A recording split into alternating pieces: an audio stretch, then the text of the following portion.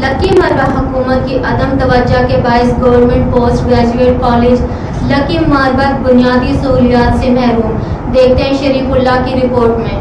لکی مربع حکومت کی عدم توجہ کی باعث گورنمنٹ پوسٹ گریجویٹ کالج لکی مربع بنیادی سہولیات سے محروم ہے، جس کی باعث طلباء کو شدید مشکلات کا سامنا کرنا پڑ رہا ہے۔ ضلع لکی مربع کے واحد گورنمنٹ پوسٹ گریجویٹ کالج میں اکثر اوقات بجلی بند رہتی ہے، جس کی وجہ سے طلباء شدید گرمی میں پڑھنے لکھنے پر مجبور ہوتے ہیں۔ طلباء اور انتظامیہ نے حکومت سے مطالبہ کیا کہ کالج ہزا کو لوڈ شیڈنگ سے مستثنی ایکسپریس لائن سے بجلی فراہم کر دیے جائے۔ اسی طرح کالج میں کوئی کھیل کا میدان موجود نہیں ہے۔